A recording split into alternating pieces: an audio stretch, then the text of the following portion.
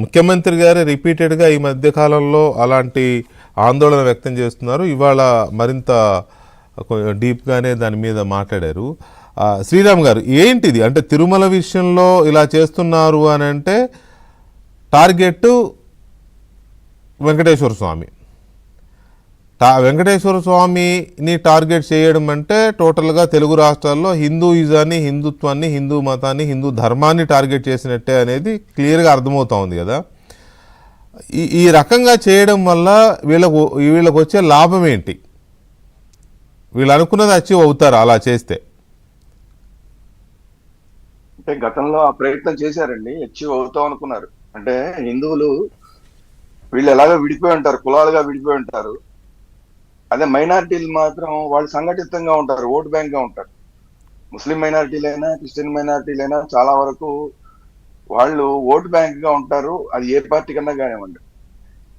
అలా vote bank గా ఉండే వాళ్ళని మన గంపకొత్తగా మన అకౌంట్ లో వేసుకుంటే వాళ్ళు మనం ఒక సేఫ్ జోన్ లో ఉంటామన్న ఫీలింగ్ ఇంతకు ముందు జగన్మోహన్ రెడ్డి గారికి ఉండేది. గతంలో నేను అనేక సందర్భాలు చెప్పడం జరిగింది, ఇవన్నీ పిచ్చి లెక్కలు జగన్మోహన్ రెడ్డి గారు, మీరు ఇలాంటి పిచ్చి పిచ్చి పనులు చేస్తే మిమ్మల్ని చెప్పి ఓడిస్తామని చెప్పాము. అలాగే ఎలక్షన్ ముందు హిందూ సంఘాలు, స్వామీజీలు మొత్తం విజయవాడలో పెద్ద సభ పెట్టి ఓడిస్తున్నామని ప్రత్యేకించి చెప్పి మరీ ఓడించాం. అంటే హిందువులు వెర్రివాళ్ళు కాదు, మీరు అనుకున్నట్టు కులాలుగా విడిపోయి ఉన్నారనుకోవడం మీ భ్రమ. మీలాంటి వాళ్ళు దాడి చేస్తే ఏదో కరోనాను అడ్డం పెట్టుకుని తిరుమలకు అసలు ఎవరు రాకుండా చేయాలని మీరు ప్రయత్నాలు చేస్తే అవి వర్కౌట్ కాల. రకరకాలుగా దోచుకునే కార్యక్రమం చేశారు తిరుమలని, అవి వర్కౌట్ కాల. సరే, తిరుమల ఒకటే కాదు, అధికారంలో మనం ఉన్నాం కాబట్టి రాష్ట్రం అంతా మన చెప్పు చేతల్లో ఉంది కాబట్టి ఎక్కడైనా మనం ఏదైనా చేయొచ్చు అని చెప్పి చివరికి రాముడి విగ్రహం తలకాయ తీసేసినా కూడా పట్టించుకోని పరిస్థితి, రథాలని తగలబెట్టేస్తే పిచ్చోళ్ళని మాట్లాడిన పరిస్థితి. ఇవన్నీ చూసిన తర్వాత కూడా హిందువుల మీద దాడులు మామూలుగా దాడులు కాదు, గుళ్ళల్లోకి వెళ్ళి బ్రాహ్మణ జంజాలు తెంపారు. ఆ రోజు భీమవరం దగ్గర గుళ్ళోకి వెళ్ళి వైసీపీ నాయకులు అక్కడ ఉన్న పురోహితుడికి జంజం తెంపి కొట్టడం జరిగింది. అవును, అవన్నీ చూసిన తర్వాత చాలా స్పష్టంగా చెప్పాం, చాలా తప్పు చేస్తున్నారు, హిందువులు అందరూ ఏకమవుతారు ఖచ్చితంగా అని చెప్పాం. అదే జరిగింది. అంత మాత్రం చేత మరి క్రిస్టియన్స్, మైనారిటీస్ పోనీ ఆయనకి ఏమైనా వేశారా? ఈయన ఏమైనా ఉద్ధరించాడా పోనీ వాళ్ళని అంటే అది ఉద్ధరించింది ఏం కనబడలేదు. కాబట్టి ఈవెన్ క్రిస్టియన్ మైనారిటీస్ కూడా వ్యతిరేకమయ్యారు.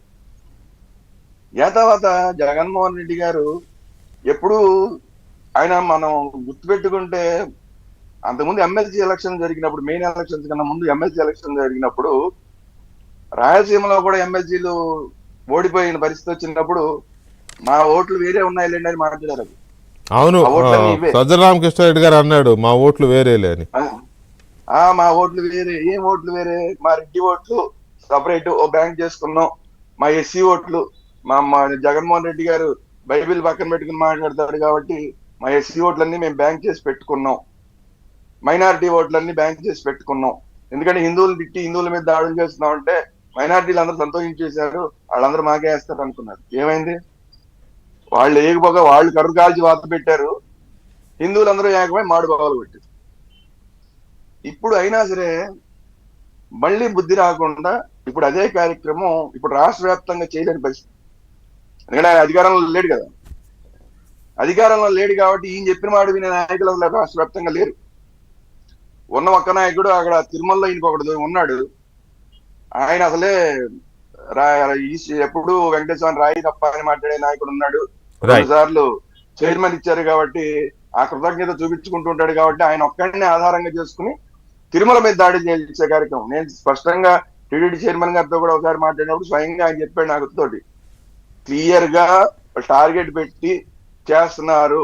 నాకు వైసీపీ వాళ్ళు చెప్తున్నారండి, ఏం చేస్తాం సార్, మాకు టార్గెట్ ఉంది, ఎట్టి పరిస్థితుల్లో టీడీడీ మీద దాడి చేయాలని, కనీసం ఒక ప్రెస్ మీట్ పెట్టాలి, తిట్టాలి అని మాకు టార్గెట్లు ఉన్నాయని చెప్తున్నారు అని టీడీడీ చైర్మన్ గారు స్వయంగా నాకు చెప్పిన మాట.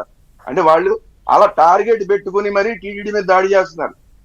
ఈ విషయం ఓపెన్ సీక్రెట్ పోనీ అదే అందుకని మరీ అసలు ఒక వెంకటేశ్వర స్వామి తిరుమల పవిత్ర పుణ్యక్షేత్రాన్ని టార్గెట్ చేశారు అంటే హిందుత్వం టార్గెట్ చేయమే, ఇంక అందులో రెండో ఇదే లేదు. హిందుత్వం టార్గెట్ చేయడమే మూల సిద్ధాంతంగా